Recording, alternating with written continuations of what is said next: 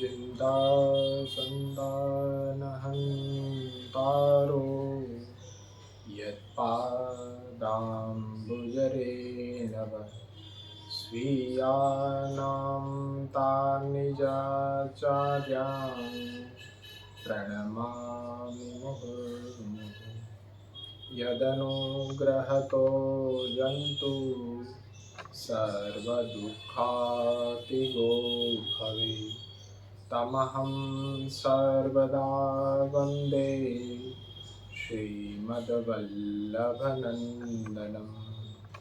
अज्ञानतिमिरान्धस्य ज्ञानाञ्जनशलाकया चक्षुरुन्मीलितं येन तस्मै श्रीगुरवे नमः। नमामि हृदये शेषे लीलाक्षीराब्धिशायिनं लक्ष्मीसहस्रलीलाभिः सेव्यमानं कलानिधिं चतुर्भिश्च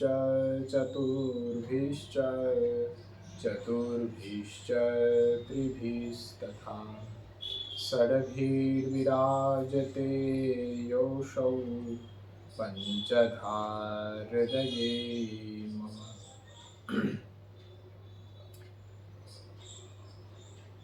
શ્રીમદ વલ્લભાચાર્યજીના 546મા પ્રાગટ્ય ઉત્સવની આપ સૌ વૈષ્ણવજનને ખૂબ ખૂબ હાર્દિક મંગલ બધાઈ। આચાર્યનો ઉત્સવ મનાવવાનો ઉત્સાહ પ્રત્યેક પુષ્ટિ ભક્તિ માર્ગીય અનુયાયીના હૃદયમાં હોય છે। બધા પોતપોતાની અનુકૂળતા પ્રમાણે એ ઉત્સવ તો મનાવી જ રહ્યા હોય છે, પરંતુ આ વખતે કંઈક મારા હૃદયમાં એવી પ્રેરણા થઈ કે આચાર્યનો ઉત્સવ એ સંપ્રદાયની અંદર આપશ્રીની વાણી, આપશ્રીના વચનો, આપશ્રી રચિત ગ્રંથોનો અભ્યાસ નિરંતર સંપ્રદાયના અનુયાયીઓ કરતા રહે એવી કંઈક પ્રેરણા સાંપ્રદાયિક અનુયાયીઓને આપવી, એ મારા હૃદયની જે મનોકામના છે। તો એ આ ચેનલ પુષ્ટિ માર્ગીય અભ્યાસ વર્ગ એ શ્રીમદ પ્રભુચરણ શ્રી વલ્લભાચાર્ય ચરણના પ્રાગટ્ય ઉત્સવના ઉપલક્ષ્યમાં આપ સૌની સમક્ષ એ ચાલુ કરવાનો એક નિર્ધાર કર્યો। યુટ્યુબ ચેનલની અંદર ઘણા બધા પ્રવચનો, ઘણા બધા એ કથાવાચકો એની પોતપોતાની ચેનલો બનાવી અને એ પ્રવચનો કરતા હોય છે, પરંતુ આપણા સંપ્રદાયની વાત લઈએ તો સંપ્રદાયમાં પ્રવેશ કરનાર એક નવો અનુયાયી ખાસ કરીને શ્રી મહાપ્રભુજીના વચનો, શ્રી મહાપ્રભુજીના એ રચિત ગ્રંથો થી અવશ્ય એ જાણકાર થવો જોઈએ। હવે અન્ય વિષયો ઉપર એ કદાચ સૌ પ્રથમવાર પ્રવેશ ન પણ કરી શકે, તો આપણે એવું કોઈ માધ્યમ હોવું જોઈએ કે મહાપ્રભુના સત્સિદ્ધાંત પુષ્ટિ ભક્તિ સંપ્રદાયનું સાચું સ્વરૂપ, સૌ પ્રથમ પોતાનું કર્તવ્ય, એને એવા કોઈ માધ્યમથી પ્રાપ્ત થાય કે જે એને પુષ્ટિ ભક્તિ સંપ્રદાયના આગળ જે જીવનમાં ખૂબ જ એ ઉપયોગી થઈ પડે। ખાસ કરીને મારું ધ્યાન કેન્દ્રિત આપણા પુષ્ટિ ભક્તિ સંપ્રદાયનું યુવાધન, પૂરતું પોષણ ન મળવાને કારણે આજે અન્ય સંપ્રદાયો તરફ એ વળી રહ્યું છે. એમને ખાસ કરીને મહાપ્રભુજીના વિચારોથી અવગત કરાવવા અને સાથે સાથે આપણા બાળકો પણ ખરા, નાના બાળકો છે, એમને આજે જુદી જુદી પાઠશાળાઓ દ્વારા કેવલ પાઠ કે અન્ય પ્રવૃત્તિઓ તરફ એ સંપ્રદાયનું નામ લઈને આગળ વધારવામાં આવે છે, પરંતુ સાંપ્રદાયિક જે જ્ઞાન હોય એ સાંપ્રદાયિક જ્ઞાન સાચા અર્થમાં એમને પ્રાપ્ત નથી થતું. જે ભક્તિ માર્ગીય સંસ્કાર હોય એનું સિંચન એની અંદર થતું નથી. એમને પણ યોગ્ય રીતે, સચોટ રીતે અને એકદમ સરળ રીતે શ્રી મહાપ્રભુજીના વચનોથી અવગત કરાવવા જોઈએ. કારણ કે પુષ્ટિ ભક્તિ સંપ્રદાયનું ભાવિ આપણા બાળકો છે અને એ ભાવિને આપણે દ્રષ્ટિમાં રાખીને આપણું લક્ષ્ય બનાવવું જોઈએ. તો એક મનમાં એવો ઉત્સાહ થયો, કદાચ એ શ્રી મહાપ્રભુજીની જ પ્રેરણા છે અને શ્રી મહાપ્રભુજીનું જ કૃપાબલ છે કે આપ સૌની સામે, કારણ કે વર્તમાન સમયની અંદર ઓનલાઈન માધ્યમથી વર્ગો તો ચાલી જ રહ્યા છે છેલ્લા 3 વર્ષથી. એમાં ઘણા બધા વિશ્વભરના પુષ્ટિ ભક્તિ માર્ગી અનુયાયીઓ એ મારી સાથે બેસી અને અધ્યયન કરી રહ્યા છે અને યુટ્યુબ ઉપર અત્યંત સરળતાથી પ્રવચનો આજ સુધી સાંભળતા આવ્યા છે. પૂજ્ય એ શ્યામુ દાદા, પૂજ્ય પુરુષોત્તમ દાદાભાઈ, પૂજ્ય શરદ દાદાભાઈ, ચિરંજીવી મૈત્રી રાજા, આપ સૌ પુષ્ટિ ભક્તિ માર્ગીય અનુયાયીઓને સાચું સિંચન, સાચું જ્ઞાન વર્ષોથી કરાવી રહ્યા છે.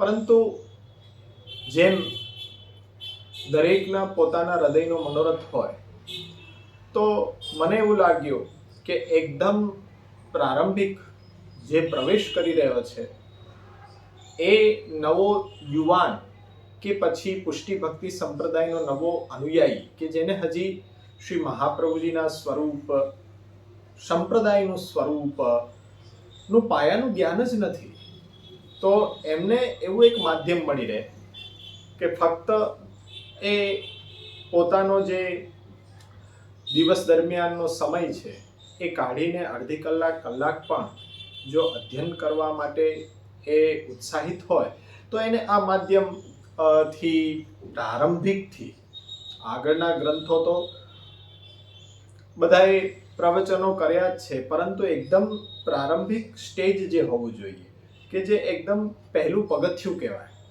એ આપણે સચોટ રીતે ભરીએ આગળ અને આપણા સંપ્રદાયની અંદર શ્રી મહાપ્રભુના વચનોનું મહાત્મ્ય કેટલું છે.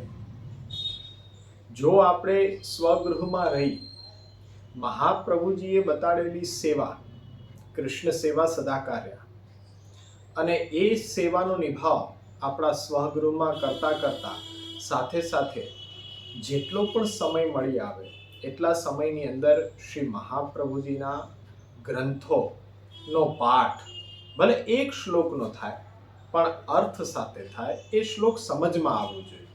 આપણે રટણ તો કરી નાખીએ, કંઠસ્થ પણ કરી નાખીએ, પણ જો અર્થ સમજમાં ન આવે તો ખરેખર જે મહાપ્રભુના ચરણારવિંદમાં વિશ્વાસ આપણા હૃદયની અંદર જાગવો જોઈએ એ ન જાગી શકે. એટલા માટે ગ્રંથો પણ અર્થ સાથે પાઠ કરવાનો નિયમ આપણો હોવો જોઈએ. પછી ભગવદ વાર્તાની અંદર જે 84-252 શિક્ષાપત્ર શ્રીમદ ભાગવતનું વાંચન ઇત્યાદિ થતું હોય તો ભલે થોડું વાંચન થાય, પણ એના ઉપર ચિંતન ભગવદ વાર્તામાં બેઠેલા વૈષ્ણવોએ કરવું જોઈએ, જેથી કરીને એ ચિંતનના માધ્યમથી આપણને એ હૃદયની અંદર મહાપ્રભુના ચરણારવિંદનો દ્રઢ વિશ્વાસ એ જાગી શકે. તો દરેક વખતે અર્થ સાથેની સમજ, સાચી સમજ, સાચો માર્ગ અને એ તરફ આગળ વધવું એ બહુ નિતાંત આવશ્યક છે. સંપ્રદાયની અંદર વર્તમાન સમયને જોતા ઘણા બધા કાર્યક્રમો, ઘણા બધા ઉત્સવો ઇત્યાદિની ઉજવણીઓ થતી હોય છે, પરંતુ એ ઉજવણી આપણે કરી રહ્યા છીએ એમાં કોઈ બાધ નથી.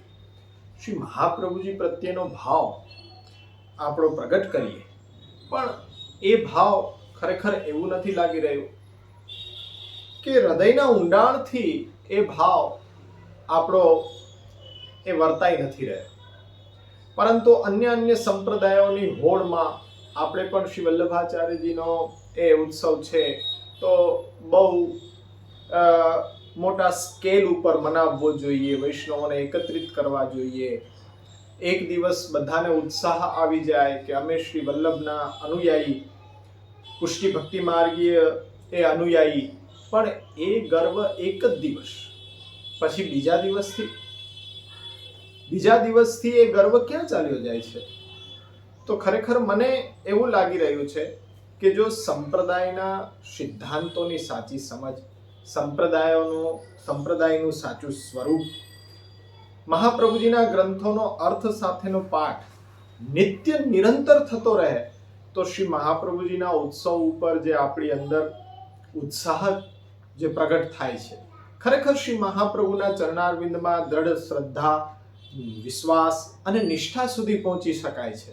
પરંતુ એ સંપ્રદાયની સાચી સમજ વિના કે ગ્રંથોના અધ્યયન વિના અશક્ય છે.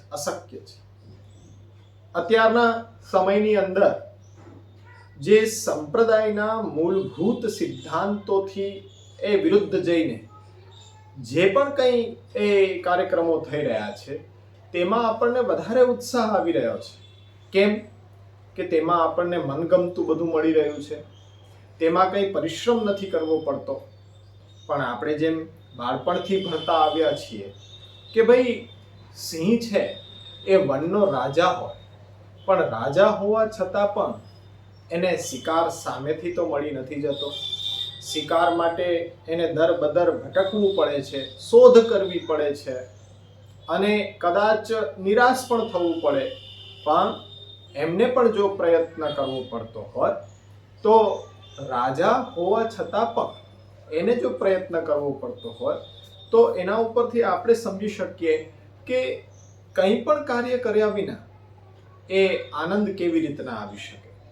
પરંતુ આ તો આપણને સેવાનું ડેમોન્સ્ટ્રેશન, ખાલી સેવા જોવા મળતી હોય, પૈસા ફેંકીને સેવા એ જ્યાં કરાતી હોય અને થતી હોય ત્યાં આપણે ઉપસ્થિત થઈ જઈએ, ત્યાં પૈસા ફેંકીને જે આનંદ આવી રહ્યો છે એ ખરેખર પુષ્ટિ ભક્તિ સંપ્રદાયનો એ આનંદ નથી, એ અલૌકિક આનંદ નથી. પૈસા ફેંકીને, પૈસા ખર્ચીને તો માણસો છે એ વિદેશની યાત્રા પણ કરી આવે છે, ત્યાં આનંદ લઈ આવે છે. તો એ ખરેખર એ આનંદ પૈસાથી ખરીદી શકાય એવો અલૌકિક આનંદ હોઈ શકે? તો લૌકિકમાં ને અલૌકિકમાં શું ભેદ છે?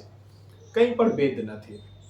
એટલા માટે આપણે એવા કોઈ વર્તમાનમાં જે પ્રકારો ચાલી રહ્યા છે કે દર્શનો, રેડીમેડ સેવા, રેડીમેડ મહાપ્રસાદ, તો આ બધાથી દૂર રહી અને મહાપ્રભુજીનો જે પ્રગટ કરેલો આ સંપ્રદાય છે એ સંપ્રદાયની સાચી રીત શું છે?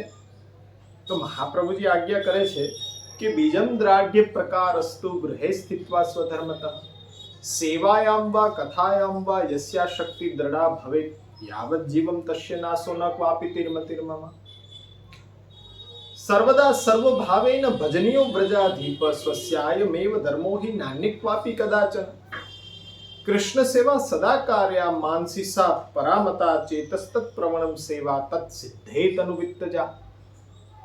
તો દરેક વચનોની અંદર આપણને એક જ એ ઉપદેશ પ્રાપ્ત થઈ રહ્યો છે કે પુષ્ટિ ભક્તિ સંપ્રદાય અતિ વિલક્ષણ સંપ્રદાય છે ને એ વિલક્ષણ સંપ્રદાયને અનુયાયી પોતાના સ્વગૃહની અંદર ભગવત સેવા, ભગવત કથા રૂપી જીવન જીવીને એનો આનંદ લઈ રહ્યો છે. વાત એ આવી રહી છે કે ઘરની અંદર જ્યાં ઘર પરિવારના સભ્યો સાથે મળીને એ અલૌકિક આનંદ માણવાનો જ્યારે આ સંપ્રદાય આપણને હાથ લાગ્યો છે, છતાં પણ આપણી એવી ક્રિયા કેમ છે કે સંપ્રદાયના મૂળ સ્વરૂપને ભૂલી, સંપ્રદાયની સાચી દિશાને ભૂલી અને આપણે ઘરથી બહાર નીકળી અને જ્યાં જીવનું પણ જોખમ છે એવા માર્ગ ઉપર શા માટે ચાલી રહ્યા છીએ? કદાપી એ માર્ગ મહાપ્રભુજીએ તો બતાડેલો નથી, એ દિશા મહાપ્રભુજીએ તો બતાડેલી નથી. કીર્તન સાહિત્યની અંદર શ્રી મહાપ્રભુજીએ જે સાચી દિશા બતાડીને મહાપ્રભુજીનું જે સ્વપ્ન છે, તો એ વિષ્ણુદાસજી ગાઈ રહ્યા છે કે બલી વિષ્ણુદાસ વિનોદ ઘર ઘર હોત ગોકુલ ગામજુ.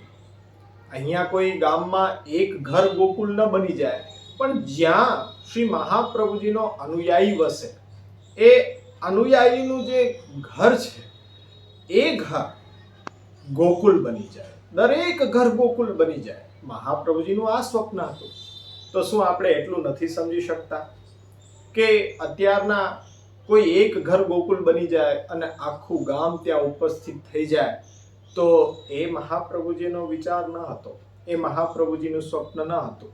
કોઈ મહાપ્રભુજીના સ્વપ્નને સાકાર કરવા માટે પ્રયત્ન નથી કરી રહ્યું, પણ મહાપ્રભુજીનું સ્વપ્ન રોડાઈ જાય એનો પૂરેપૂરો પ્રયત્ન થઈ રહ્યો છે. આજે આશ્ચર્ય છે. પરંતુ આપણે સૌ શ્રી મહાપ્રભુના ઉત્સવ ઉપર કટિબદ્ધ બનીએ.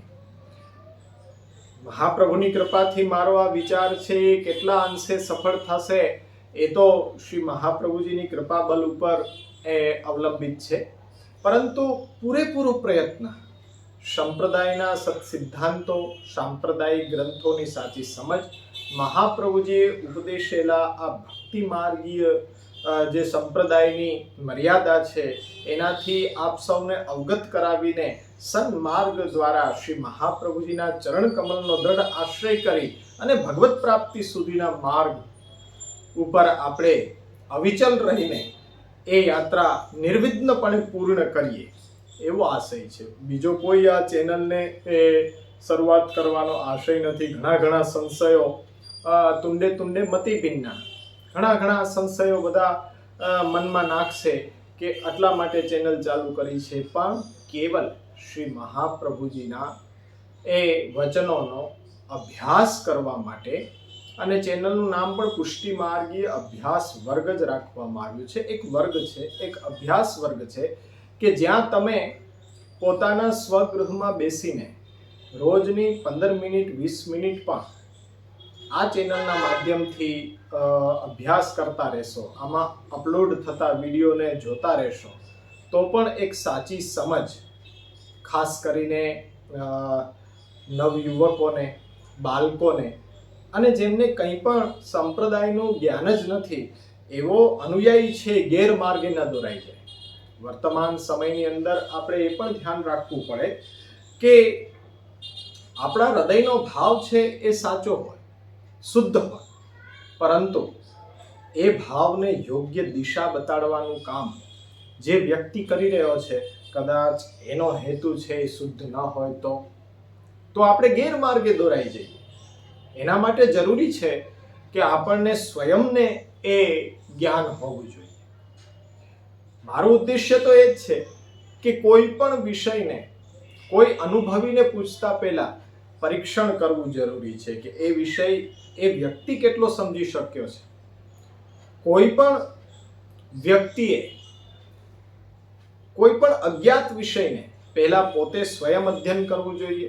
એ અધ્યયનના આધાર ઉપર, એ અધ્યયનના પેરામીટર ઉપર જે વ્યક્તિ પાસે સમજવા જઈ રહ્યો છે તો એ વ્યક્તિનું પણ અવમૂલ્યન કરવું જરૂરી છે કે એ વ્યક્તિ એ વિષયને કેટલો ઊંડાણથી અભ્યાસ કરેલો છે, કેટલું સાચી સમજ છે કે ખોટી સમજ છે, એનું નિર્ધારણ પોતે અધ્યયન કરશે ત્યારે જ એ માપી શકશે, પરીક્ષણ કરી શકશે. એટલે એક માધ્યમ એવું બને કે ટીચ યોર સેલ્ફ પુષ્ટિ માર્ગ. પૂજ્ય શ્યામુદાએ બહુ સુંદર પુસ્તક,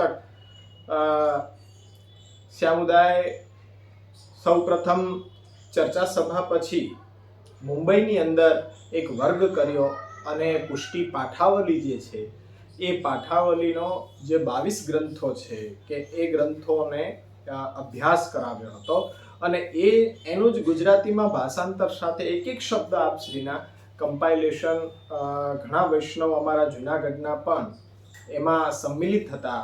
એ કાર્ય એમણે પૂર્ણ કર્યું અને પુષ્ટિ માર્ગીય સ્વયં શિક્ષક આ નામકરણ પૂજ્ય શામુદા તરફથી કરવામાં આવ્યું.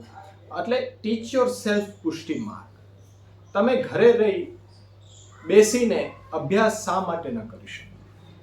તમને એક એવું માધ્યમ, એવું પ્લેટફોર્મ આપવું જોઈએ કે તમારા પગ ઉપર તમે ઊભા રહી શકો અને એ તમે જ વિચાર કરી શકો કે સંપ્રદાયની સાચી મર્યાદા શું છે, સંપ્રદાયનું સાચું સ્વરૂપ શું છે. તો આ મૂળ મારો વિચાર છે આ ચેનલને ચાલુ કરવા માટેનો. આમાં મેં એવું નિર્ધારણ કર્યું છે કે બની શકે ત્યાં સુધી તમને વિષયથી ગેરમાર્ગે ન દોરવા અને જે વિષય અમારે ભણાવવાનો છે એ વિષય ઉપર જ આપણે ચર્ચા કરીએ. સૌપ્રથમ મહાપ્રભુનો ઉત્સવ આવતીકાલે છે અને મહાપ્રભુના ઉત્સવને આપણે સૌ ઉજવીએ, મનાવીએ. સ્વગૃહમાં પ્રભુ સેવા અને પ્રભુ કથામય એ આપણે આખો દિવસ પસાર કરીએ. સાથે સાથે શ્રી મહાપ્રભુજીના ગ્રંથો ઇત્યાદિનું પારાયણ કરીએ. સત્સંગ દ્વારા જે આપણા ભાવને પોષણ મળે છે. તો વર્તમાન સમયમાં સત્સંગ પણ હું તો કહીશ કે એકાકી રહીને આપણા ઘર પરિવારના સભ્યો સાથે બેસી અને એ સત્સંગ કરીએ અને આખો દિવસ ભક્તિ માર્ગીય રીતે એ આપણે ઉજવીએ. તો આ મહાપ્રભુજીના ઉત્સવની પૂર્વ સંધ્યાએ થોડુંક આપણે આ પ્રથમ વિડીયો છે અને પ્રથમ વિડીયોથી જ અભ્યાસ આપણે પ્રારંભ કરી દેવાનો છે. તો જ્યારે મુખ્ય ઉદ્દેશ્ય આ ચેનલનું એવું છે કે અનુયાયી વર્ગને પુષ્ટિ માર્ગીય અભ્યાસ એટલે કે જે આપણા ગ્રંથો, મહાપ્રભુજીના વચનો, મુખ્ય સિદ્ધાંત, સંપ્રદાયનું સાચું સ્વરૂપ, તો એ તરફ આગળ વધારવા અને દરેક વ્યક્તિ સમજી શકે એ રીતે સરળતમ ભાષાની અંદર એ અભ્યાસ કરાવવો અને એક સિક્વન્સ વાઇઝ વિડીયો બનાવવા, જેથી કરીને તમે કોઈ પણ મુદ્દાને એ પાછું આવર્તન કરી શકો, પુનરાવર્તન કરી શકો. એટલે એક જ વિડીયોની અંદર એક મુદ્દો પૂર્ણ થવો જોઈએ. એટલો શોર્ટ અને અત્યારના જેમ સમય બધા આગળ હોય તો એ રીતના એ સમયની મર્યાદામાં એ વિષય સારી રીતે આપણે અભ્યાસ કરી શકીએ. એ માધ્યમથી અભ્યાસ પદ્ધતિથી અભ્યાસ કરાવવાનો એક અભિગમ અને એ મનોરથ અને એ ઉત્સવ શ્રી વલ્લભાચાર્ય ચરણનો એ મનાવવાનો આપ સૌની સાથે આગ્રહ રાખ્યો છે. પણ ઉત્સવ એક દિવસ નહીં, આજીવન ચાલે. કોઈ પણ નિયમ છે, કોઈ પણ સંકલ્પ છે, કોઈ સમયની મર્યાદાની અંદર લેવામાં ન આવે, પરંતુ આજીવન માટે એ લેવામાં આવે એવો આગ્રહ શ્રી મહાપ્રભુજીનો છે. અને આપણે પણ ઉત્સવ એક દિવસ નહીં, જીવન જ ઉત્સવમય બનાવીએ. પ્રત્યેક દિવસ આજ ઓર કાલ ઓર અધિક અધિક એ આનંદ લેવાનો જે આપણો અભિગમ છે એ ઉત્તરોત્તર આનંદ વધતો જાય. તો એ અભ્યાસ દ્વારા આ આનંદ છે ઉત્તરોત્તર એ પ્રવૃદ્ધ થાય, આપણો ભક્તિનો ભાવ પ્રવૃદ્ધ થાય. એ માટે જો આ માધ્યમ સહાયક થાય તો ભૂતલ ઉપર મારો જન્મ છે એ સફળ થઈ જાય એવું હું માનું છું. તો આવો આપણે બધા આ પુષ્ટિ ભક્તિ સંપ્રદાયના અભ્યાસની શરૂઆત કરીએ શ્રી મહાપ્રભુજીના ઉત્સવની ઉજવણી સાથે. સૌપ્રથમ જ્યારે પાયાથી શરૂઆત કરતા હોય અભ્યાસની, ત્યારે આપણને મનમાં પ્રશ્ન થાય કે ક્યારેક પુષ્ટિ માર્ગ બોલાતું હોય છે અને ક્યારેક પુષ્ટિ ભક્તિ સંપ્રદાય બોલાતું હોય છે. તો ખરેખર આ બંને વચ્ચેનો ભેદ શું હશે? પુષ્ટિ માર્ગ અને પુષ્ટિ ભક્તિ સંપ્રદાય. તો આ બે શું અલગ વસ્તુ છે? તો સૌપ્રથમ તો આપણા સન્મુખ માર્ગની વ્યાખ્યા હોવી જોઈએ અને બીજી બાજુ સંપ્રદાયની વ્યાખ્યા હોવી જોઈએ. માર્ગની સાચી વ્યાખ્યા શું? તો મૃગ ધાતુ ઉપરથી આ માર્ગ શબ્દ બન્યો છે. જેમ મેં સિંહની વાત કરીને કે જંગલનો રાજા છે, પણ સિંહ પોતાનું પેટ ભરવા માટે શિકાર જે રસ્તા ઉપર ચાલીને ગોતે તેને માર્ગ કહેવાય. એમ આપણા આત્માનો કલ્યાણ માટેનો માર્ગ આપણે પસંદ કરી અને એના ઉપર ચાલીને આપણે આપણી આત્માનું કલ્યાણ કરી શકીએ તો એને માર્ગ કહેવાય. એટલે સામાન્ય રીતે આપણે એવું વિચાર કરીએ કે ઈષ્ટ પ્રાપ્તિના ઉપાયને માર્ગ કહેવામાં આવે છે. જે આપણને ખરેખર ઈચ્છા છે, હૃદયથી આપણે જેને મેળવવા માંગીએ છીએ અને એ મેળવવા માટે આપણે જે સાધનનો ઉપયોગ કરીએ એ માર્ગ કહેવાય. એટલે કે ઈષ્ટ પ્રાપ્તિના ઉપાયને માર્ગ કહેવામાં આવે છે. હવે હજી આનાથી સરળ કરવું હોય તો કે જે મનગમતી વસ્તુ છે તેને આપણે શોધી કાઢીએ, તેને આપણે મેળવીએ અને એ જેના વડે આપણે પ્રાપ્ત કરી શકીએ તેને માર્ગ કહેવાય. આપણી મનગમતી વસ્તુ જેના વડે આપણે પ્રાપ્ત કરીએ એને માર્ગ કહેવાય. બહુ સાચી સમજ આપણે લેશું કે જેથી કરીને અત્યારના સંપ્રદાયની અંદર જે ભીડ થઈ ગઈ છે, સંપ્રદાયની અંદર ટકેસેર ભાજી ટકેસેર ખાજા, નામ દીક્ષા બ્રહ્મસંબંધ દીક્ષા દેવાઈ રહી છે અને અનુયાયી વર્ગ અજ્ઞાનને લીધે લેતો જઈ રહ્યો છે. અને શા માટે એ આ માર્ગને પસંદ કરે છે, એનું ગંતવ્ય શું છે, લક્ષ્ય શું છે, જાણ્યા સમજ્યા વિના એ સંપ્રદાયને અનુસરણ કરતો પણ થઈ જાય છે.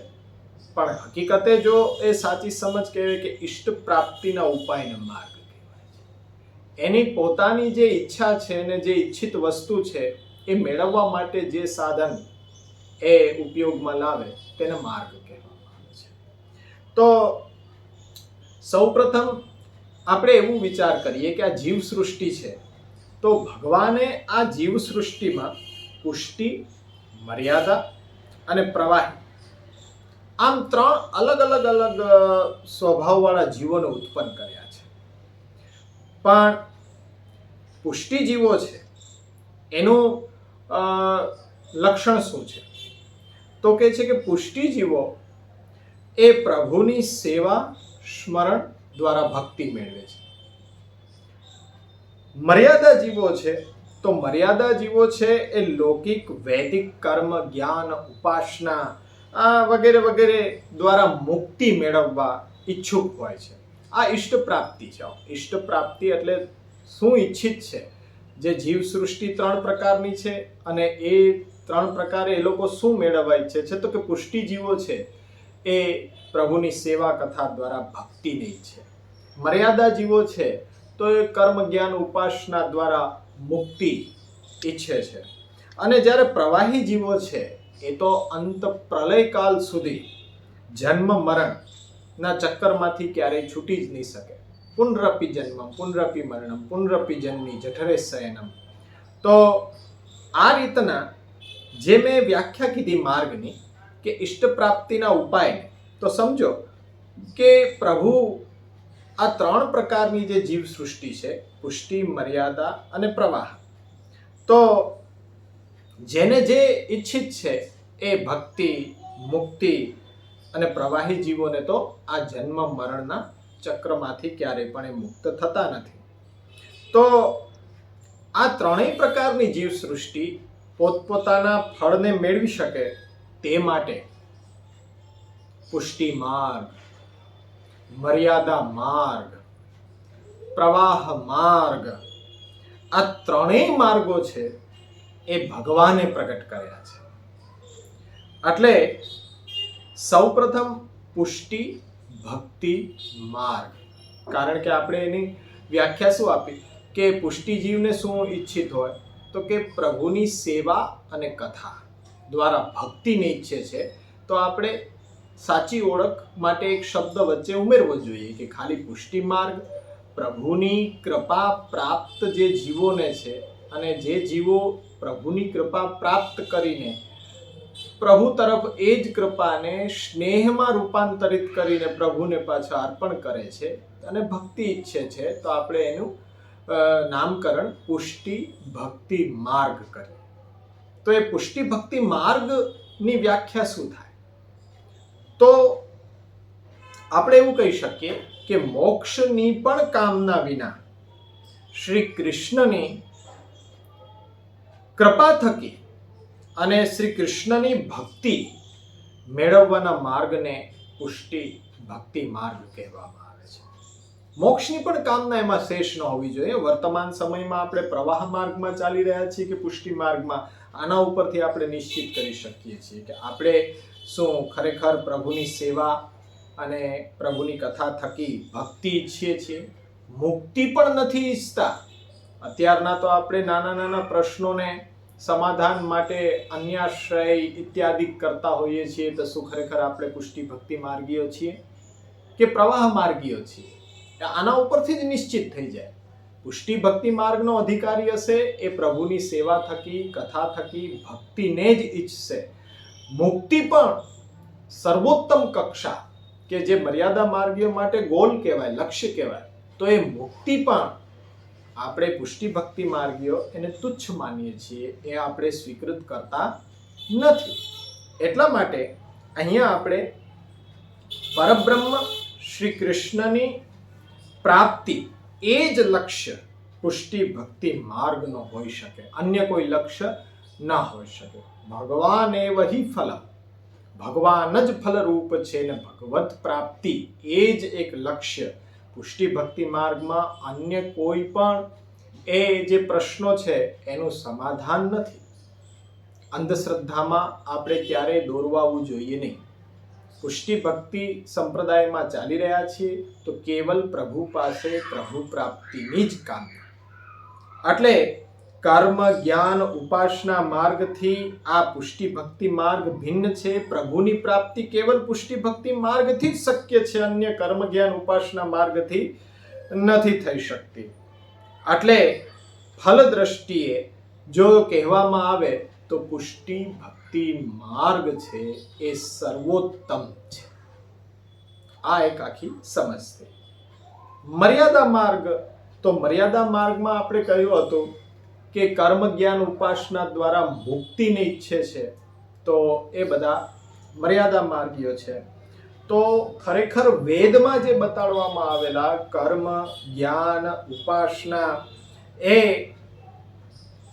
તંત્ર શાસ્ત્રમાં બતાડેલા એ શ્રી કૃષ્ણની વિભૂતિ, અન્ય દેવી દેવતાઓ અંશરૂપ, તો સૂર્ય ઇન્દ્ર વગેરે વગેરે દેવતાઓની ઘણી જગ્યાએ એ વેદની અંદર ઉપાસનાના બધા પ્રકારો બતાડવામાં આવ્યા છે. તો એ ઉપાસના થકી શું મેળવવા ઈચ્છે? મોક્ષ.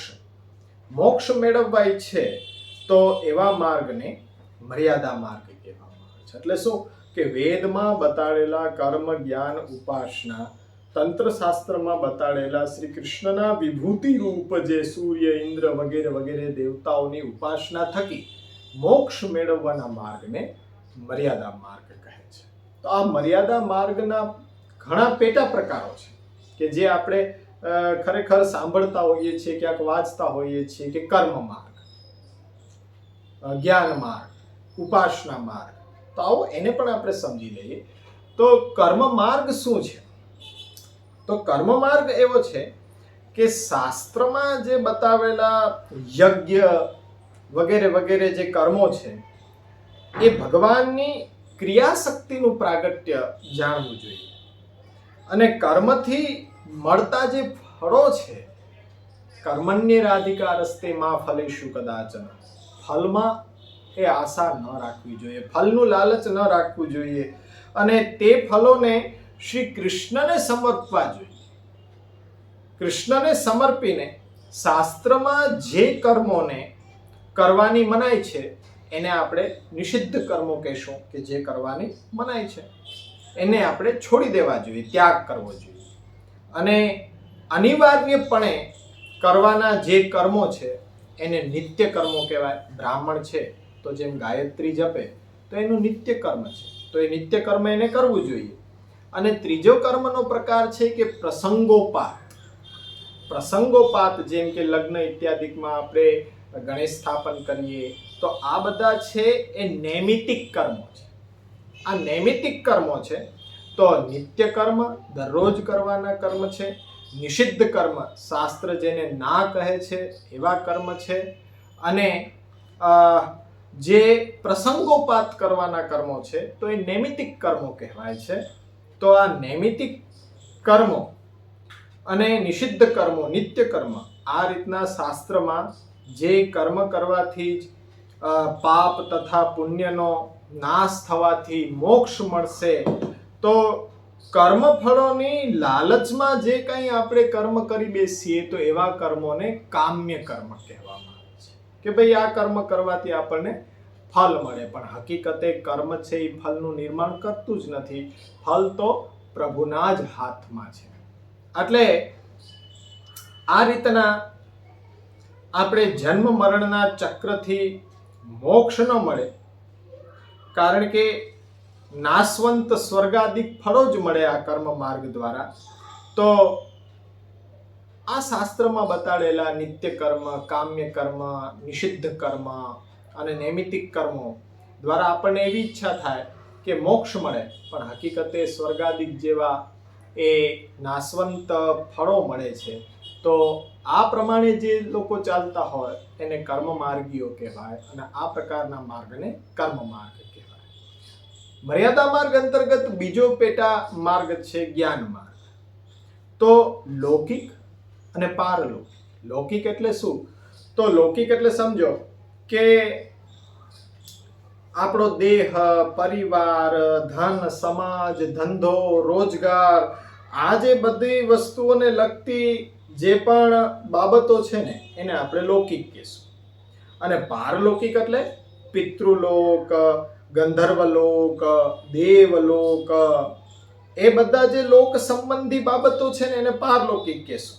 એટલે જ્ઞાન માર્ગ એટલે લૌકિક તથા પારલૌકિક બધી જ બાબતોમાં તીવ્ર વૈરાગ્ય, એટલે એ બાબતોની અંદર તીવ્ર વૈરાગ્ય કેળવવો એટલે સંન્યાસ.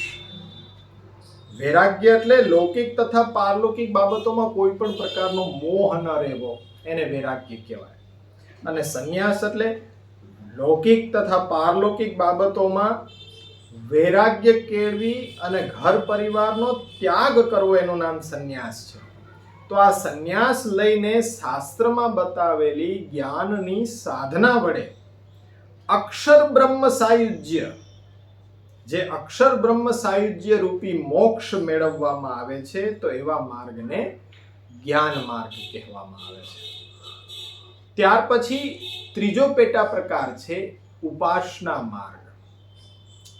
તો તંત્રશાસ્ત્રમાં જે આપણે વિચાર કર્યો હતો કે જે તંત્રશાસ્ત્રમાં ઈષ્ટદેવની નામ મંત્રની દીક્ષા લે, શાસ્ત્રમાં જે દેવી દેવતાઓનું વર્ણન આવે છે, તો એ બ્રહ્મ તરીકે મંત્ર વિદ્યાથી ઉપાસના વડે મોક્ષ મેળવવાના માર્ગને ઉપાસના માર્ગ કહેવાય છે. એટલે જે પ્રભુની વિભૂતિઓ છે એની ઉપાસના કરી અને મોક્ષની કામના કરવી, એ બધી ઉપાસના માર્ગ છે. કે વિવિધ વિભૂતિઓને આપણે બ્રહ્મ રૂપે જાણીએ તો વાંધો નથી, પરંતુ એ વિભૂતિઓને બ્રહ્મ જ માની અને આપણે ઉપાસના કરીએ તો પ્રભુ એમ કહે છે કે મારું જ પૂજન તો થઈ રહ્યું છે, પણ હકીકતમાં આજે શું છે કે એને જ પરબ્રહ્મ માની લે છે. જ્યારે કૃષ્ણના સ્વરૂપનું જ્ઞાન ન હોવાથી એ અંશને જ પૂર્ણ રૂપે માનીને જો કરી રહ્યા છે, તો તે દેવતાઓને પ્રાપ્ત કરે છે, પ્રભુને પ્રાપ્ત નથી કરી શકતા. એટલે આપણે આમાં જોયું કર્મ માર્ગ, એ જ્ઞાન માર્ગ કે ઉપાસના માર્ગથી પણ પ્રભુ પ્રાપ્ત થતા નથી. કેવલ પુષ્ટિ ભક્તિ માર્ગ વડે જ એ પ્રભુ પ્રાપ્ત થાય છે. હવે ત્રીજો માર્ગ જે પ્રવાહ માર્ગ છે, પ્રવાહ માર્ગ તો આપણને બધાને ખ્યાલ છે કે પોતાના સારા ખરાબ કર્મોને કારણે એ કર્મફલ ભોગવવા માટે વારંવાર જન્મ વારંવાર મરણ થતું રહે અને એના ચક્રમાંથી એના ફેરામાંથી એને પ્રલયકાળ સુધી મુક્તિ ન મળે, તો તેવા માર્ગને પ્રવાહ માર્ગ કહેવામાં આવે છે. તો પુષ્ટિ ભક્તિ માર્ગ, મર્યાદા માર્ગ અંતર્ગત જે કર્મ માર્ગ, જ્ઞાન માર્ગ, ઉપાસના માર્ગ અને ત્રીજો પ્રવાહ માર્ગ. તો આ માર્ગની દ્રષ્ટિએ આપણે પુષ્ટિ ભક્તિ માર્ગને સમજીએ. પણ પુષ્ટિ ભક્તિ સંપ્રદાય શું છે? એક બાજુ માર્ગ આપણે કહેતા હોઈએ અને બીજી બાજુ સંપ્રદાય કહેતા હોઈએ, તો સંપ્રદાયની પણ વ્યાખ્યા આપણને એ હૃદયંગમ હોવી જોઈએ, જેથી કરીને આપણે એ ડેફિનેશનથી માર્ગ અને સંપ્રદાયનો ભેદ આપણે સમજી શકીએ. તો સંપ્રદાય એ શબ્દ જ આપણી સામે આવતા આપણી બુદ્ધિની અંદર એક ચિત્રણ ઊભું થાય કે કોઈ વ્યક્તિ એ ગુરુ તરીકે હોય અને એની સામે એના શિષ્યગણનો મોટો સમૂહ હોય. આવું એક ચિત્ર આપણી બુદ્ધિની અંદર એ ઊભું થાય છે. તો સંપ્રદાયની જો વ્યાખ્યા કરીએ તો કે શિષ્યગણના આત્મકલ્યાણ માટે ગુરુ દ્વારા આપવામાં આવતી ઈષ્ટદેવના નામ સંબંધી દીક્ષાની પરંપરાને સંપ્રદાય કહેવામાં આવે છે. વિવિધ સંપ્રદાયો છે આપણા ભારત વર્ષમાં, પણ એ વ્યાખ્યા આ એક જ છે કે શિષ્યના આત્મકલ્યાણ માટે ગુરુ દ્વારા ઈષ્ટદેવના નામ મંત્રની દીક્ષા આપવાની જે પરંપરા છે ને, એને સંપ્રદાય કહેવામાં આવે. ઘણા બધા સંપ્રદાયો છે, એમાંનો એક સંપ્રદાય આપણો પુષ્ટિ ભક્તિ સંપ્રદાય છે. જેમ સ્કૂલો ઘણી બધી હોય આપણા શહેરમાં, તો ત્યાં શું હોય કે જ્ઞાન આપવામાં આવતું હોય. એ આપણું આદિ ભૌતિક સ્તરના વિકાસ માટે જરૂરી જ્ઞાન આપવામાં આવતું હોય. એવી રીતના આધ્યાત્મિક અને આધિદૈવિક સ્તરનું જ્ઞાન જ્યાં આપવામાં આવતું હોય એવી સ્કૂલ એટલે સંપ્રદાય. માર્ગ આપણી ઈષ્ટ પ્રાપ્તિના ઉપાયને આપણે માર્ગ કહ્યો હતો, પણ એ માર્ગની સાચી દિશા, જ્યાંથી એ માર્ગનું જ્ઞાન સત સિદ્ધાંત જાણવા મળે, એવી કઈ સ્કૂલ કે જ્યાં ધર્મનું શિક્ષણ આપવામાં આવતું હોય, તો જ્યાં ધર્મનું શિક્ષણ આપવામાં આવતું હોય એવી સ્કૂલને સંપ્રદાય કહેવામાં આવે છે. ભારત વર્ષમાં ઘણા બધા સંપ્રદાયો છે. સંપ્રદાયની જરૂરિયાત શું છે? તો એક નાનકડું ઉદાહરણ આપું કે વિદ્યાર્થી કાળમાં વિદ્યાર્થીની રુચિ, એ વિદ્યાર્થી કઈ શાખામાં અભ્યાસ કરવા આગળ માંગે છે? વાણિજ્ય શાખામાં અભ્યાસ કરવા માંગે છે, વિજ્ઞાનની શાખામાં અભ્યાસ કરવા માંગે છે, કે કોઈ ટેકનિકલ કે કોઈ નાટ્ય કલા ઇત્યાદિ કલા સાહિત્યની શાખામાં આગળ વધવા માંગે છે? તો એની રુચિ જોઈ અને એ પ્રમાણેની એને વ્યવસ્થા આપવામાં આવે તો એનો આદિ ભૌતિક વિકાસ છે એ રૂંધાય નહીં અને એ પોતાના લક્ષ્ય સુધી પહોંચી શકે. પણ જો આવું ન થાય તો દરેકે દરેક વિદ્યાર્થીઓને કોઈને વિજ્ઞાન શાખામાં અભ્યાસ કરવો છે, એને વાણિજ્ય શાખાનો અભ્યાસ કરવો પડતો હોય, જેને કલા સાહિત્ય ઇત્યાદિકમાં રુચિ હોય એને વાણિજ્ય વિજ્ઞાન બંનેનો અભ્યાસ કરવો પડતો હોય. એટલે જે રુચિ નથી એવા વિષયોને એ અભ્યાસ જો કરાવવામાં આવે તો વિદ્યાર્થીનો જે વિકાસ છે એ રૂંધાઈ જાય.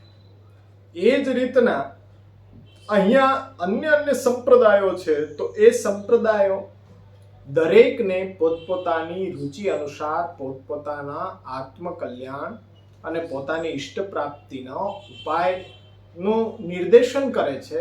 અને જેને જે વિષયમાં રુચિ હોય એ વિષયની શાખાની અંદર પ્રવેશ કરી અને અભ્યાસ કરતો હોય છે.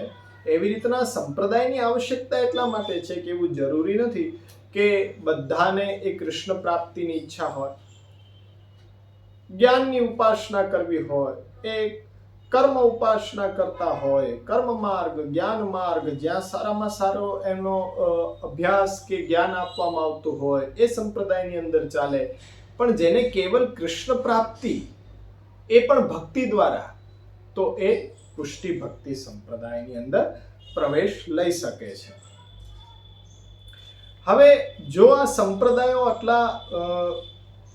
આટલી સંખ્યામાં ન હોય તો જેમ વિદ્યાર્થીઓનો વિકાસ રૂંધાઈ જાય છે એવી રીતના પ્રત્યેક જીવાત્મા પોતાને આત્મકલ્યાણના માર્ગને ગોતી નથી શકતો, અને એ સંપ્રદાયની વિવિધતામાં એ પોતાના ઇષ્ટ પ્રાપ્તિના ઉપાયને સારી રીતે સમજી શકે, જાણી શકે અને એને સંતોષ થાય એ સંપ્રદાયની અંદર એ પ્રવેશ લઈ અને ત્યાંની જે સાધના પ્રણાલી છે એ દ્વારા એ અભ્યાસ કરે અને આગળ પોતાના લક્ષ્ય સુધી એ વધે.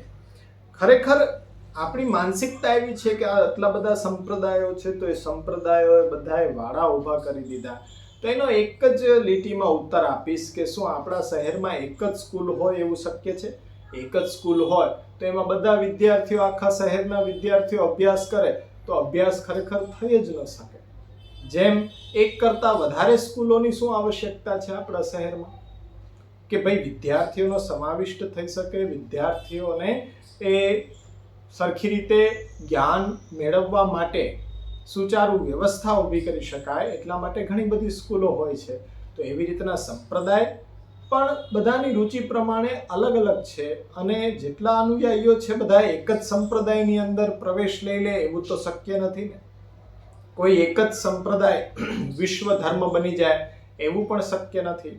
એટલે શું છે કે વિદ્યાર્થીઓના જેમ જીવનના વિકાસ માટે એ શાખાઓ, સ્કૂલો બધી જરૂરી છે, એવી રીતના આધ્યાત્મિક, આધિદૈવિક સ્તર ઉપર વિકાસ માટે સંપ્રદાયો એ નિર્માણ થયેલા છે. તો આપણે દરેકે પોતાને સંપ્રદાયની વ્યવસ્થાને જાણીને એ સંપ્રદાયને પસંદ કરવો જોઈએ. આ આપણે સંપ્રદાય અને માર્ગ વચ્ચેનો તફાવત હતો, એ શરૂઆતમાં એનું જ્ઞાન આપવું જરૂરી છે. હવે આપણે જે રીતના એક વિડીયોમાં અભ્યાસ કરવાના છીએ તો દરેક સંપ્રદાયના બંધારણનો એક માળખું નક્કી હોય છે. દરેક સંપ્રદાયના બંધારણની અંદર મુખ્યત્વે 4 પાસાઓ હોય છે. પહેલું પાસું છે તત્વદર્શન, બીજું પાસું છે એ સિદ્ધાંત પક્ષ, ત્રીજું પાસું છે એ વ્યવહાર પક્ષ, અને ચોથું પાસું છે એ ફલ પક્ષ. અન્ય સંપ્રદાયોની વાત ન કરીએ, પુષ્ટિ ભક્તિ સંપ્રદાયની જ વાત કરીએ તો પુષ્ટિ ભક્તિ સંપ્રદાયમાં પ્રવેશ લેતા પહેલા આપણે એ સંપ્રદાયના તત્વદર્શનને સમજવું જોઈએ. પુષ્ટિ ભક્તિ સંપ્રદાયનું તત્વદર્શન શું છે? પરબ્રહ્મ તો કૃષ્ણ, કૃષ્ણ જ પરબ્રહ્મ છે. કૃષ્ણને છોડીને અન્ય કોઈ બ્રહ્મ છે જ નહીં. કૃષ્ણને છોડીને અન્ય કોઈ ભગવાન છે જ નહીં. એ રીતના એક પરમ તત્વનો જીવાત્મા સાથે, જગત સાથેનો એ જે કયા પ્રકારનો સંબંધ છે, તો આ જે બધા વિચારો છે ને એ આપણા પુષ્ટિ ભક્તિ સંપ્રદાયના તત્વદર્શનના વિચારો છે. સૌપ્રથમ એ જાણવું જોઈએ કે સંપ્રદાયનું તત્વદર્શન શું છે. સંપ્રદાય છે, જેમ સ્કૂલની અંદર પ્રવેશ લેતા પહેલા આપણે જાણીએ કે સ્કૂલ ગવર્મેન્ટ માન્ય છે કે નહીં, સરકાર માન્ય છે કે નહીં, એ રીતના તત્વદર્શનના પાસાથી સંપ્રદાયને પહેલા ઓળખ લેવી જરૂરી છે કે એ વેદને આધારે પોતાનો તત્વદર્શન વેદને સ્વીકૃત કરે છે કે નહીં, વેદ આધારિત સિદ્ધાંતો ઉપર તત્વદર્શન છે કે નહીં. તો એ વેદ આધારિત હોય તો જ આપણે સંપ્રદાયને સર્ટિફાય કરી શકીએ, અન્યથા એ સંપ્રદાયને આપણે સ્વીકૃત ન કરી શકીએ. બીજો પક્ષ છે સિદ્ધાંત ઉપદેશ. તત્વદર્શનની અંદર પરબ્રહ્મ શ્રી કૃષ્ણ છે, તો સિદ્ધાંત ઉપદેશની અંદર જે આપણું દૈનંદિન જીવન છે એ સંપ્રદાયની અંદર આપણે પ્રવેશ મેળવ્યા પછી એ દૈનંદિન જીવન વ્યવહાર નું નિયમન માટેના કંઈક ધારાધોરણો, કંઈક નીતિ નિયમો એ ઘડવામાં આવતા હોય છે. અને એનો નિર્ણય પાછો, એ નીતિ નિયમનો નિર્ણય તત્વદર્શન આધારિત હોય છે. એ તત્વદર્શન આધારિત એ સિદ્ધાંતો ઘડવામાં આવે છે કે જેને સંપ્રદાયના સિદ્ધાંત પક્ષની અંદર બતાવવામાં આવે છે. ત્યાર પછી તત્વદર્શન આધારિત જે આપણા વ્યવહારને નિયમન કરનારા નીતિ નિયમો છે, મન ફાવે તે રીતના આપણે વર્તન સંપ્રદાયની અંદર ન કરી શકીએ. તાત્પર્ય એ છે સમજવાનું કે જેમ સ્કૂલની અંદર પ્રવેશ લીધા પછી સ્કૂલની નિયમાવલીને પાલન કરવી જરૂરી છે, એ આધારિત જ તમારા સ્કૂલની અંદર તમારો વ્યવહાર હોવો જોઈએ. સ્કૂલના કોઈ પણ નીતિ નિયમોનું ખંડન કરો એટલે તમે દંડને પાત્ર છો. એવી રીતના સંપ્રદાયની અંદર પણ ચોક્કસ વ્યવહારને નિયમન કરવા માટે નીતિ નિયમો છે કે જેને સિદ્ધાંત પક્ષ કહેવામાં આવે છે, જેની ચર્ચા આપણે આગળ કરવાના છીએ. અને એ સિદ્ધાંત પક્ષ ને પોતાના જીવનમાં કઈ રીતના આચરણમાં મૂકવા એનો પણ ઉપદેશ એ સંપ્રદાયની અંદર આપવામાં આવતો હોય છે. અને એને ત્રીજો પક્ષ વ્યવહાર પક્ષ કહેવાય છે. વ્યવહાર પક્ષ એટલે સિદ્ધાંત જે તત્વદર્શનના આધારે નીતિ નિયમો ઘડાયા છે એને તમારા દેશકાલ પરિસ્થિતિ અનુરૂપ તમે કેવી રીતના એ પોતાના વ્યવહારમાં એ વણી શકો, તમારા જીવનમાં એને વણી શકો, એ શીખવવામાં પણ આવે છે. સંપ્રદાયની અંદર કૃષ્ણ સેવા એ સિદ્ધાંત છે, પણ કૃષ્ણ સેવા કરવા માટેનું સ્થાન, સૌથી ઉત્તમમાં ઉત્તમ સ્થાન કયું? તો કે ભક્તનું ઘર. એ કૃષ્ણ સેવાના નિયમને પોતાના જીવનમાં કેવી રીતના વણાય? ક્યાંય દોડાદોડી કરીને નહીં, ક્યાંય ભાગીને નહીં, ક્યાંય પૈસા ફેંકીને નહીં, કોઈની પાસે નહીં, પોતાની જાતે જ પોતાના ઘરમાં પોતાના ઠાકોરજીની સેવા કરવી, એ જ વ્યવહાર પક્ષ છે. કઈ રીતના કરવી એ વ્યવહાર પક્ષની અંદર આપણે જોશું. અને અંતિમ ફલ પક્ષ છે કે જે આ સિદ્ધાંતોને જાણીને વ્યવહારમાં આપણે એને વણી લીધા તો એવો વ્યવહાર કરવાથી આપણને પ્રાપ્ત શું થશે?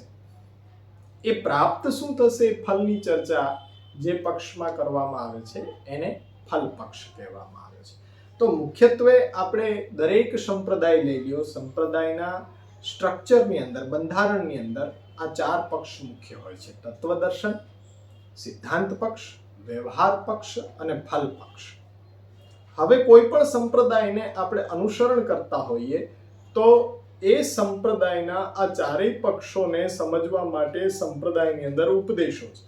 તત્વદર્શનને સમજવા માટે તત્વ ઉપદેશ છે, જ્યારે સિદ્ધાંત પક્ષને સમજવા માટે સિદ્ધાંત ઉપદેશ છે, વ્યવહાર પક્ષને સમજવા માટે વ્યવહાર ઉપદેશ છે, અને ફલ પક્ષને સમજવા માટે ફલ ઉપદેશ છે. તો પ્રથમ છે તો આપણે સિદ્ધાંત પક્ષને સમજીશું. એ સિદ્ધાંત પક્ષને સમજ્યા પછી આપણે તત્વદર્શન તરફ, અને ત્યાર પછી આપણે વ્યવહાર પક્ષ અને સિદ્ધાંત પક્ષ, આ બંને પક્ષ આપણે પહેલા લઈએ છીએ કે જે સિદ્ધાંતોને સમજી, કારણ કે અનુસરણ તો આપણે બધા પુષ્ટિ ભક્તિ સંપ્રદાયનું કરી રહ્યા છીએ, પણ એ સંપ્રદાયનું અનુસરણ આપણે મહાપ્રભુજીના સિદ્ધાંત ઉપદેશ અને વ્યવહાર ઉપદેશને સમજીને આપણે સારી રીતે કરી શકીએ, સાચી રીતે કરી શકીએ.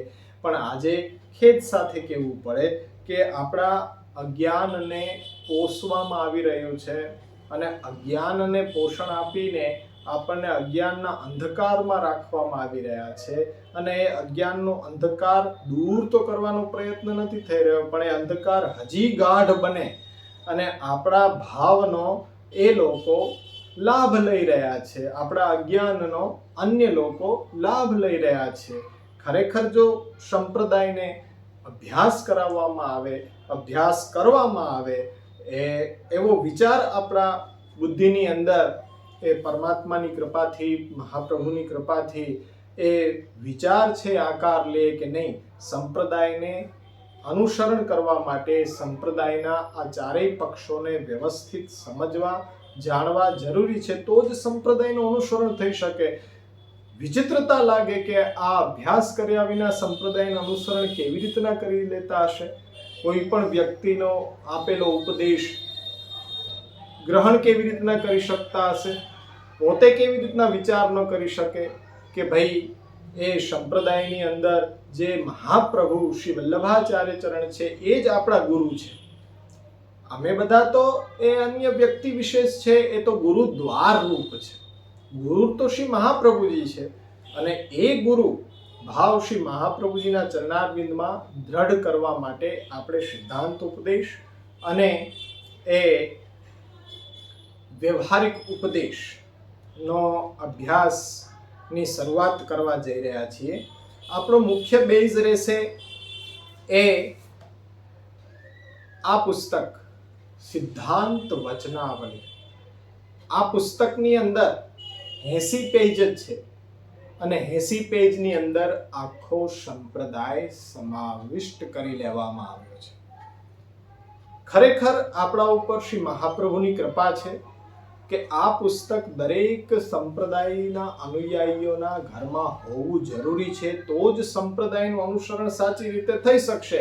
બાકી ક્યાંક ને ક્યાંક આપણે છેતરાઈ રહ્યા છે, ક્યાંક કે ક્યાંક આપણા ભાવને એ કોઈ હણી રહ્યું છે અને ક્યારેક આ સંપ્રદાયને ન સમજવાની એ સજા પણ આપણે ભોગવતા જ હોઈએ છીએ. તો ખરેખર દરેક અનુયાયી જો આ 80 પેજની પુસ્તિકાનું મહાત્મ્ય સમજે, આપણા પુષ્ટિ ભક્તિ સંપ્રદાયની ગીતા છે અને આ 80 પેજની અંદર જે મહાપ્રભુજીના સિદ્ધાંત ઉપદેશ, વ્યવહાર ઉપદેશ, તત્વ ઉપદેશ, ફલ ઉપદેશ વિવિધ ગ્રંથોની અંદર છૂટા છવાયા હતા, એમને એક પુસ્તિકાની અંદર કમ્પાઇલ કરીને એટલું સુંદર રીતે 13 મુદ્દાઓ ઇન્ડેક્સની અંદર છે. એ મુદ્દાઓ ને જો આત્મસાત કરી લેવામાં આવે તો કમસે કમ આપણો ઉપયોગ કોઈ ન કરી શકે, આપણને ગેરમાર્ગે કોઈ ન દોરી શકે, આપણને આપણા પુષ્ટિ ભક્તિ સંપ્રદાયની દિશાથી કોઈ ભટકાવી ન શકે. આ સિદ્ધાંત વચનાવલીના આધાર ઉપર, આ સિદ્ધાંત વચનાવલીના પ્રકાશે જો આપણે પુષ્ટિ ભક્તિ સંપ્રદાયની યાત્રા જો આગળ ખેડીશું તો મને વિશ્વાસ છે કે કોઈ પણ પ્રતિબંધ આપણી યાત્રાને અવરોધી શકશે નહીં. તો આ સિદ્ધાંત વચનાવલીનો અભ્યાસ એક એક વિડીયોના માધ્યમથી આપણે કરતા જશું. એક એક મુદ્દા, 13 વિડીયો અને 13 મુદ્દાઓ એ આપણે અભ્યાસ કરીશું. આ સિદ્ધાંત વચનાવલીનું પુસ્તકનું કમ્પાઇલેશન પૂજ્ય શ્યામુદા દ્વારા થયેલું છે અને દરેક અનુયાયી ગેરમાર્ગે ન દોરાય, દરેક અનુયાયીને પોતાના સિદ્ધાંત ઉપદેશ અને વ્યવહાર ઉપદેશનું સાચું જ્ઞાન પ્રાપ્ત થાય, દરેક સિદ્ધાંત પ્રમાણસહ સંસ્કૃત અને ગુજરાતીમાં ભાષાંતર અનુવાદ સાથે એ સંપ્રદાયના મૂળભૂત સિદ્ધાંતો અને સંપ્રદાય શું છે આ 80 પેજની અંદર એ આખો સંપ્રદાય એ સમાવિષ્ટ સંકલિત કરવામાં આવ્યો છે. ખરેખર આપણને પૂજ્ય શ્યામુદાના પ્રયત્નને જોતા મહાપ્રભુજીનું જે નામ શ્રી ગુસાઈજી સર્વોત્તમ સ્તોત્રમાં આજ્ઞા કરી રહ્યા છે કે દેયોદ્ધાર પ્રયત્નાત્મા, ખરેખર મને તો એ દર્શન થઈ રહ્યા છે કે આ સિદ્ધાંત વચનાવલીના એક એક મુદ્દાને જે આપણે અભ્યાસ કરીશું, જેથી આપણને ગાઈડલાઈન મળે કે કેવી રીતના સંપ્રદાયના સિદ્ધાંત ઉપદેશ છે અને કઈ રીતના એ સિદ્ધાંત ઉપદેશ આધારિત આપણા વ્યવહારને ઘડવા જોઈએ અને એ વ્યવહારની અંદર કેવી રીતના એ સિદ્ધાંતોને વણવા જોઈએ, એની સાચી સમજ આ એ સિદ્ધાંત વચનાવલીના પુસ્તકની અંદર છે. આપણે આનો અભ્યાસ, એક એક મુદ્દાઓનો અભ્યાસ નિરંતર કરતા રહીશું. ત્યાર પછી 16 ગ્રંથનો અભ્યાસ કરશો. એ પણ પૂજ્ય શ્યામુદાની 16 ગ્રંથની ભૂમિકા જે બાંધવામાં આવેલી છે, 16 ગ્રંથ પરિચય, એ પુસ્તકના આધારે સિનોપ્સિસ વાઇઝ કે નવો આવનાર જે અનુયાયી છે, નવયુવકો છે, તો યમનાષ્ટકથી લઈને સેવા ફલ આ 16 ગ્રંથનું મહાત્મ્ય અને એ 16 ગ્રંથની આવશ્યકતા શું છે અને એ 16 ગ્રંથોની વિષય વસ્તુ શું ચર્ચવામાં આવ્યા છે કમસે કમ એટલું તો એ આ માધ્યમથી જાણી શકે, અને વિશેષ જો અભ્યાસ કરવાની ઈચ્છા હોય, જિજ્ઞાસા હોય, તો અવશ્ય આપણે એ એક એક ગ્રંથોને વિડીયોના માધ્યમથી અભ્યાસ પણ કરીશું. પણ સર્વપ્રથમ આ 13 મુદ્દાઓ ચર્ચવામાં આવશે. પ્રથમ આ વિડીયો અત્યંત પ્રારંભિક માહિતી માર્ગ અને સંપ્રદાયની આપણે સમજ્યા. આના પછીના વિડીયોમાં સિદ્ધાંત વચનાવલી પુસ્તિકાના જે 13 મુદ્દાઓ છે, એક એક મુદ્દો એક એક વિડીયોની અંદર એ ચર્ચવામાં આવશે, અભ્યાસ કરાવવામાં આવશે. અને એ આધારિત કંઈ પણ પ્રશ્ન હોય તો એ કોમેન્ટ ચેટ બોક્સની અંદર એ પ્રશ્ન તમે વિડીયો જોતા સમયે લખી શકો છો કે નેક્સ્ટ વિડીયોની અંદર એનું સમાધાન એ આપવામાં આવશે. તો આ રીતના આપણે શ્રી મહાપ્રભુના ઉત્સવને મનાવવાનો જે આ વિચાર મારો છે, તો એ પણ આપ સૌને કેવો લાગ્યો એ આપ ચેટ બોક્સમાં જણાવી શકો છો. અને ખરેખર ઉત્સવની સાચી રીત મને આ જ લાગી. શ્રી મહાપ્રભુજીના ચરણ કમલમાં એ જ આપણે વિનંતી કરીએ કે આ ઉત્સવ અમારા આજીવન, આ ઉત્સવનો આનંદ અમે લેતા રહીએ, અને જે સંકલ્પ કરીએ એ કોઈ સમયની મર્યાદામાં નહીં, આજીવન માટે સંકલ્પ કરીએ. તો પ્રથમ વિડીયોની અંદર બસ આટલું જ આપ સૌને સમજ આપીને ઉત્સવની શરૂઆત કરીએ છીએ. ખરેખર એક અનુયાયી મહાપ્રભુજીના સિદ્ધાંતોને જાણવાનો પ્રયત્ન કરે, એનાથી મોટો બીજો કોઈ ઉત્સવ હોય નહીં. અને આચાર્ય માર્ગ પ્રવર્તકાચાર્ય જે શ્રી વલ્લભાચાર્યજીનો ઉત્સવ છે, એ આ જ સંકલ્પથી મનાવી શકાય. ઉત્સવને આનાથી મનાવવાની બીજી કોઈ ઉત્તમ રીત મને લાગતી નથી. તો આપણે અહીંયા સુધી જ. આવતા વિડીયોની અંદર સિદ્ધાંત વચનાવલીના એક એક મુદ્દાનો અભ્યાસ કરીશું.